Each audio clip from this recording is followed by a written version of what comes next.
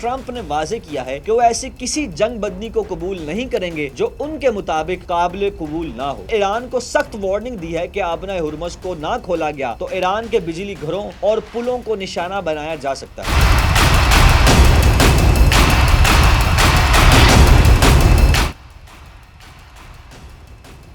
آج کی بڑی خبر یہ ہے کہ اسرائیلی دفاعی افواج نے ایران پر نئے فضائی حملوں کی ایک اور لہر شروع کر دی ہے، جبکہ دوسری جانب ایران کی طرف سے میزائل فائر کیے گئے جنہیں روکنے کے لیے اسرائیلی دفاعی نظام متحرک ہو چکے۔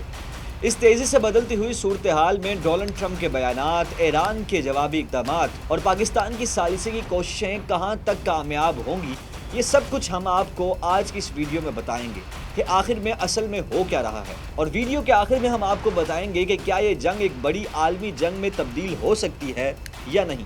تو ویڈیو کو آخر تک ضرور دیکھیں۔ اس وقت سب سے بڑی پیش رفت یہ ہے کہ اسرائیل نے تہران سمیت ایران کے مختلف علاقوں میں فضائی حملے کیے ہیں، اور دعویٰ یہ ہے کہ ان حملوں کا مقصد ایران کے اسٹریٹجک مفادات کو نقصان پہنچانا ہے جو ان کے مطابق فوجی مقاصد کے لیے استعمال ہو رہے ہیں۔ اس کے ساتھ اسرائیل نے ایران کے 3 اہم پیٹرو کیمیکل کمپلیکسز کو بھی نشانہ بنانے کا دعویٰ کیا ہے، جن میں شیراز اور ساؤتھ پارس جیسے اہم علاقے بھی شامل ہیں۔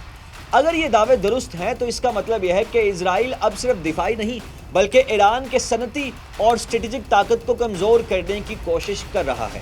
دوسری طرف ایران بھی خاموش نہیں بیٹھا، کیونکہ اسرائیلی افواج کے مطابق ایران کی جانب سے میزائل داغے گئے ہیں جنہیں روکنے کے لیے اسرائیلی دفاعی نظام مسلسل کام کر رہا ہے۔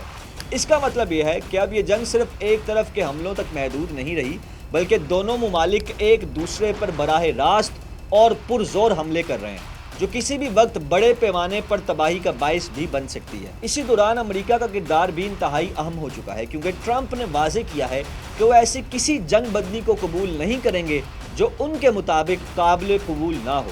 انہوں نے ایران کو سخت وارننگ دی ہے کہ آبنائے ہرمز کو نہ کھولا گیا تو ایران کے بجلی گھروں اور پلوں کو نشانہ بنایا جا سکتا ہے۔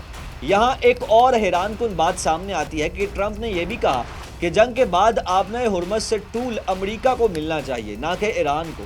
یہ بیان اس بات کی نشاندہی کرتا ہے کہ یہ جنگ صرف سیکیورٹی نہیں بلکہ معاشی مفادات سے بھی جڑی ہوئی ہے۔ اب اگر ایران کی بات کریں تو ایران نے امریکہ کی جانب سے دی گئی 15 نکاتی تجاویز کو مسترد کر دیا ہے اور اس کے جواب میں اپنے 10 نکاتی تجاویز پیش کی ہیں۔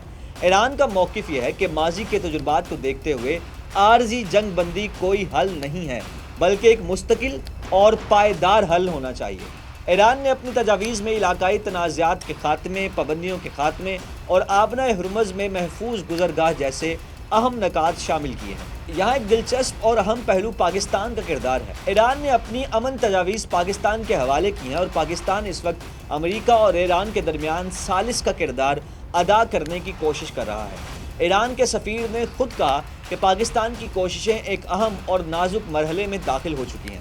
اس کا مطلب یہ ہے کہ اگر کوئی ملک اس وقت اس جنگ کو روکنے میں کردار ادا کر سکتا ہے تو وہ ہے پاکستان۔ امریکہ کے اندر بھی اس جنگ پر اختلافات سامنے آ رہے ہیں۔ ایرانی نیاد امریکی رکن کانگریس یاسمین انصاری نے امریکی وزیر دفاع کے خلاف مواخذے کی بات کی ہے اور الزام لگایا ہے کہ بغیر کانگریس کی منظوری کے جنگی اقدامات کیے گئے اور شہری علاقوں کو نشانہ بنایا گیا۔ یہ صورتحال ظاہر کرتی ہے کہ امریکہ کے اندر بھی اس جنگ پر مکمل اتفاق نہیں ہے، اور اسی دوران ایک اور خطرناک واقعہ سامنے آیا جہاں ایران کے قریب ایک کارگو جہاز کو نشانہ بنایا گیا۔ اگرچہ عملہ محفوظ رہا، مگر یہ واقعہ اس بات کی نشاندہی کرتا ہے کہ یہ جنگ اب سمندری راستوں تک پھیل رہی ہے، جو عالمی تجارت کے لیے بہت سنگین خطرہ بن سکتی ہے۔ اب سب سے اہم سوال یہ ہے کہ کیا یہ جنگ ایک بڑی عالمی جنگ میں تبدیل ہو سکتی ہے؟ اگر ہم موجودہ صورتحال کو دیکھیں تو 3 بڑے عوامل سامنے آتے ہیں۔ پہلا، اسرائیل اور ایران کے درمیان براہ راست حملے، دوسرا، امریکہ کی کھلی دھمکیاں، اور تیسرا، آبنائے ہرمز جیسے اہم تجارتی راستے پر خطرہ۔ اگر یہ تینوں عوامل مزید شدت اختیار کرتے ہیں تو یہ جنگ خطے سے نکل کر عالمی سطح پر بھی پھیل سکتی ہے۔ لیکن دوسری طرف امید بھی موجود ہے، اور وہ ہے سفارتکاری۔